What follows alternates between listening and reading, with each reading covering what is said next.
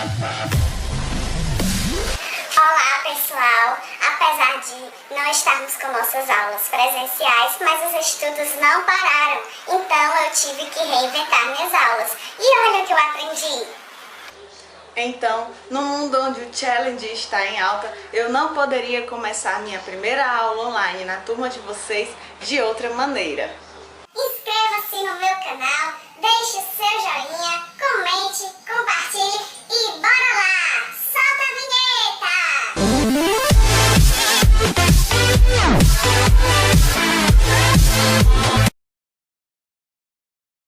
Bom dia, pessoal! Vou tentar agir da maneira mais natural possível para que eu me sinta bem e que, de alguma maneira, eu consiga levar esse meu conteúdo até vocês, de maneira que fique claro. Nosso assunto hoje será sobre as funções da linguagem.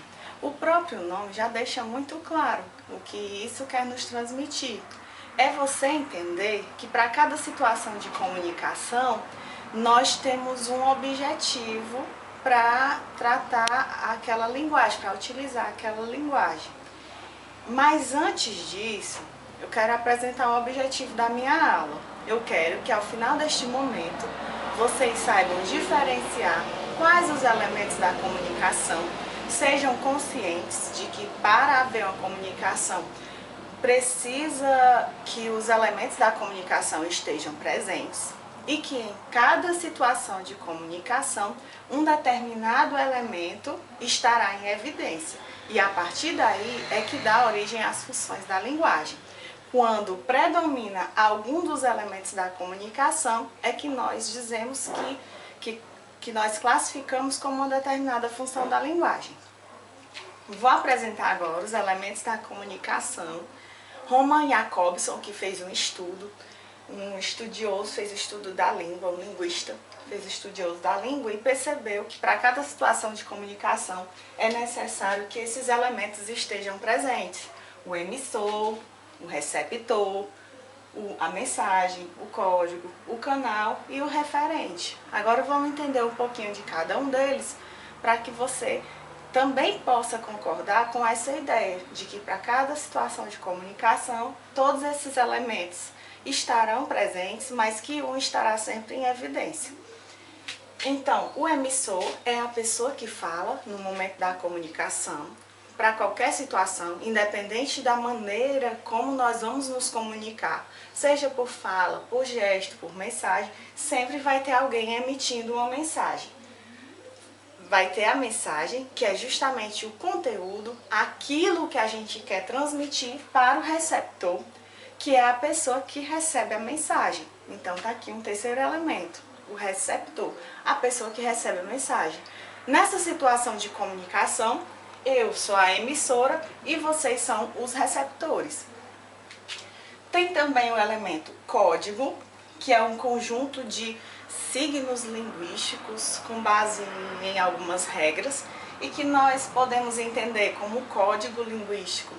A nossa língua portuguesa, nesse momento, nessa situação de comunicação, o nosso código é a língua portuguesa, mas em diversas situações o código também varia, nem sempre o código será a língua portuguesa. Um exemplo, professora, como por exemplo, quando a comunicação acontece por meio de Libras, da utilização de Libras, nesse momento o código será a língua brasileira de sinais, então vai variar conforme a situação. O canal. O canal, eu prefiro explicar ele de maneira metafórica. É como se fosse um canudinho que leva a minha mensagem até vocês. Esse canudinho pode ser o WhatsApp, pode ser a minha fala, que leva a minha fala até vocês. Pode ser um telefone, uma televisão. É aquele meio que vai conduzir o que eu tenho para dizer até vocês. E o referente? O referente é aquilo a que a mensagem se refere. E para isso nós vamos trabalhar com dados, situações, para que a mensagem chegue de maneira clara e séria. Então, como eu já falei, em todas as situações os elementos estarão presentes. E em algum momento, quando um desses elementos não está presente, a linguagem fica comprometida. Imaginem uma aula. Imagine que eu entrei numa sala de aula para dar aula e não tinha nenhum aluno para assistir a aula. Vai haver comunicação? De jeito nenhum. Imaginem uma aula em que tem 50 alunos. Vamos botar de maneira exagerada. 50 alunos numa sala de aula, mas não tem um professor para dar aula. Então, o que era esperado daquele momento, que era uma aula, foi atingido? Não. A linguagem foi comprometida porque houve falha em um desses elementos, no caso, o emissor. Nesse momento não teria o emissor. Então, quando há o predomínio de um desses elementos, é que surge a função da linguagem. Por exemplo, quando a linguagem está centrada no emissor, o conteúdo da mensagem está centrada no emissor, nós classificamos como função emotiva ou expressiva. Como assim? Quando eu elaboro um texto para falar de mim mesmo, em que há a predominância da primeira pessoa, o uso do eu, o subjetivismo, a explosão de sentimentos daquela pessoa que escreve. Então, nesse caso, nós temos a presença da função emotiva ou da função expressiva. Quando é que há o predomínio do referente, também chamado de contexto? Quando nós estamos lidando com uma informação muito séria, de maneira concisa, objetiva e clara. Na função referencial, que é quando há este predomínio desse elemento, na função referencial, eu não posso, de maneira alguma, colocar meus sentimentos, porque aí ela já deixará de ser função referencial. A função em que eu posso realmente expressar os meus sentimentos é a anterior, a emotiva ou expressiva. Quando há a predominância da mensagem, embora nós saibamos que a mensagem estará em todas as situações, mas haverá situações em que ela estará em evidência. Quando isso acontecer, é que ali está acontecendo a função poética. E o que seria, como seria um exemplo da função poética? Seria você usar a criatividade, o peso maior, a importância maior é a maneira como você expressa aquela mensagem, a criatividade que você usa para expressar aquele conteúdo que você quer transmitir. Centrada no emissor, no receptor, desculpem. Centrada no receptor é aquela que nós chamamos de função conativa. Prestem atenção, eu não estou falando conotativa, eu estou falando da conativa ou apelativa. É aquela em que eu tento persuadir alguém, convencer alguém a acreditar no que eu estou dizendo, a comprar um produto que eu estou oferecendo, a seguir a minha ideia. Então aqui um exemplo dessa função conativa, apelativa, são os anúncios publicitários que se direcionam ao receptor. Então o objetivo maior desse tipo de texto é atingir o público que recebe essa mensagem. Então, um exemplo de função conativa ou apelativa. Vou retomar aqui para a função referencial, para destacar que na função referencial há o predomínio da linguagem denotativa. E o que é isso, professora? É quando há o predomínio das palavras, o uso das palavras no seu sentido real, aquele sentido em que elas são definidas lá no dicionário. Então, um exemplo, me dê aí, professor, um exemplo de textos com função referencial. Os textos jornalísticos, em que a gente tem que usar tudo de maneira clara e que eu não posso expressar minha opinião. Venho, dou conta do recado, é um texto objetivo, muitas vezes curto, e por isso eu tenho que usar a linguagem denotativa. Continuando, quando há o predomínio do código, nós estamos diante de uma situação de metalinguagem. Então, quando isso acontece, nós estamos diante da função metalinguística, que é aquela em que o texto conversa com o próprio texto. Imagine que situação louca é essa, né? Que exemplo você pode me dar de um texto conversando com o próprio texto? uma canção que fala do processo de escrita da própria canção. Quando você começa a ler lá, ou cantar, e ela vai dizer que aquilo que você está lendo é uma canção. Um poema, uma poesia, a escrita de versos em que você diz que está escrevendo um verso. Um exemplo disso aí é você dizer, escrevi um poema que a pena não quer escrever. Então, só um exemplo, uma brincadeirinha que eu faço com os poemas que já existem. E é a maneira de conversar, utilizar a língua em função dela mesma. Um outro exemplo mais próximo, professora, esse momento que nós estamos vivenciando, em que eu estou usando a língua portuguesa para explicar a língua portuguesa. Um outro exemplo, não está claro, professora, definições de dicionário. Você quer saber o significado de alguma palavra. Você vai ao dicionário ou através de sites que deem definições de palavras, e aí você percebe que ele utiliza um banco de palavras para definir a palavra. Então tá aí um exemplo em que a linguagem foi usada em função dela mesma. Palavra falando da palavra, canção falando da canção, poema falando do poema, língua portuguesa falando da língua portuguesa, sendo usada com esse objetivo. Então nós estamos diante de uma função metalinguística, utilizando a metalinguagem. E por último, e a menos cobrada nas avaliações externas, nós não desprivilegiamos, nós também estudamos, mas até hoje no Enem, como por exemplo no Enem, nunca foi cobrado essa função da linguagem, a função fática, que é aquela em que eu testo o canal de comunicação. Lembrem que eu falei que o canal é aquilo que leva a minha mensagem, leva a mensagem do receptor, do emissor até o receptor, que eu chamo até de canudinho. Que canudinho é esse que eu estou usando para levar a minha mensagem até vocês? Nesse momento eu estou usando esse recurso tecnológico para levar a minha mensagem até vocês. E aí, em determinado momento, eu posso utilizar essa minha linguagem para testar se vocês estão compreendendo minha mensagem. Como seria isso?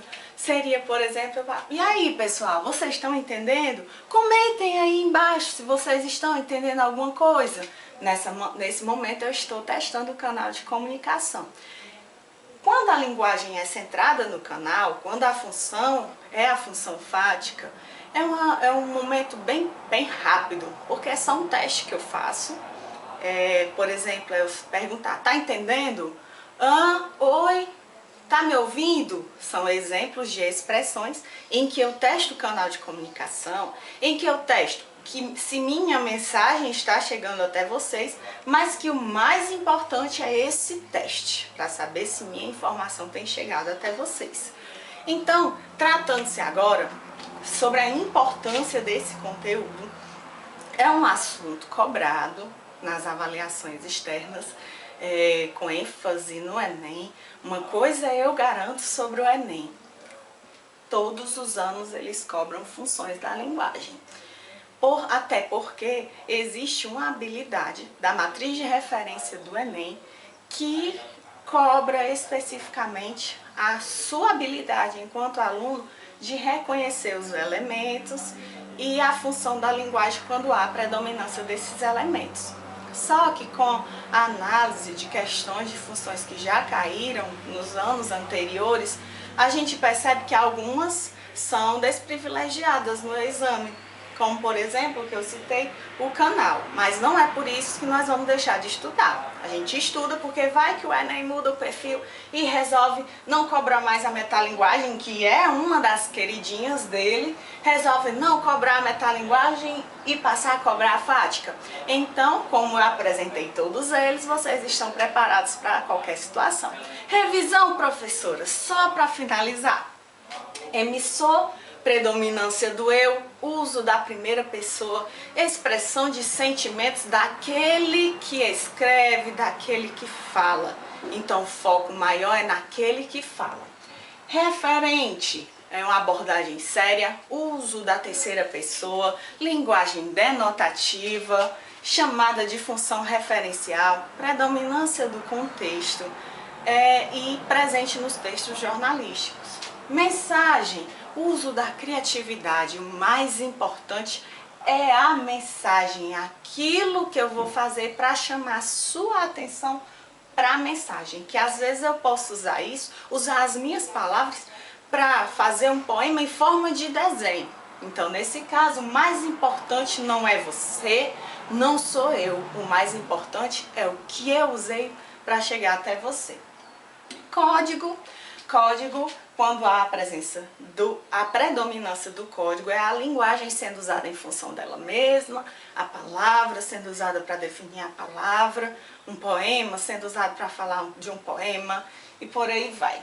Canal, quando há predominância do canal, há um teste para saber se a comunicação está sendo atingida, com perguntinhas para fazer com que você interaja com a pessoa, fazer com que o receptor interaja com o receptor. E quando há o foco no receptor, é a função conativa ou apelativa. O próprio nome apelativo já dá uma dica do que ela quer. Não é só em si fazer um apelo, mas te convencer a seguir o que eu estou falando, comprar o produto que eu estou vendendo. É um assunto que uma função apelativa que está muito em alta no momento, aproveitando esse contexto real que nós estamos vivenciando sobre essa pandemia, por exemplo, as propagandas voltadas para o uso de máscaras, e também para a questão do fique em casa. Quando eles dizem isso, é um exemplo de função apelativa ou conativa, porque o meu objetivo maior é te convencer a ficar em casa. E aí, uma informação muito importante, que eu não posso deixar de ressaltar, é que em um texto pode haver a presença de mais de uma função da linguagem. Mas aí você vai ter que ver qual delas está mais em evidência. Como assim, professora? Eu posso ter uma poesia, em que, pela lógica, seria a função poética, mas eu posso fazer uma poesia para falar de mim, para falar dos meus sentimentos, para falar dos meus sentimentos por alguém, por exemplo. Então, nesse caso, ela é poética, mas ela apresenta também a função emotiva ou expressiva. Como isso seria cobrado no Enem? Provavelmente, o Enem, a questão já diria, nesse texto há o predomínio da função poética, mas também há a existência de uma segunda função da linguagem. Que função da linguagem seria essa? E aí você teria que identificar que seria a função emotiva ou expressiva, porque há a predominância do emissor. O Enem costuma trabalhar também com diversas maneiras sobre esse assunto. Ou ele te cobra o elemento, ou ele diz a função e te cobra o elemento, ou ele diz o elemento e testa se você conhece qual a função da linguagem existente quando há predominância daquele elemento da comunicação. Por exemplo, um outro exemplo, ele diz que num texto há a predominância do código. O código é o que é mais importante, o signo linguístico, aquele conjunto de regras. Então, quando há predominância do código, a função predominante é. Aí ele coloca lá 5 opções e você tem que se atentar para o fato de que a função metalinguística é que está predominando neste momento. Bom, pessoal, foi um prazer estar apresentando este conteúdo para vocês, poder dar dicas, utilizar os recursos tecnológicos para nos aproximar, mesmo presencialmente distantes. É uma maneira de não perder o foco. Dou um conselho para vocês: aproveitem esse período de ausência do prédio físico da escola, mas não deixem que ela saia da vida de vocês de jeito nenhum. Vamos manter o contato nos grupos, vamos acessar os recursos tecnológicos que nos estão oferecendo. Tem diversas plataformas que antes eram privadas e hoje estão aí para vocês utilizarem nesse momento em que vocês, pela lógica, é para estar em casa. Então vamos aproveitar esse momento em que toda a sociedade está passando por essa dificuldade. Vamos aproveitar esse momento para ver o lado bom da coisa. É um momento para você, estudante, se preparar para a sua vida acadêmica, para quem está aí no terceiro ano, se preparar para o Enem, porque é possível sim você manter seus estudos, mesmo nesse momento em que nós não estamos participando de aulas presenciais. Um beijão para vocês e até a próxima aula.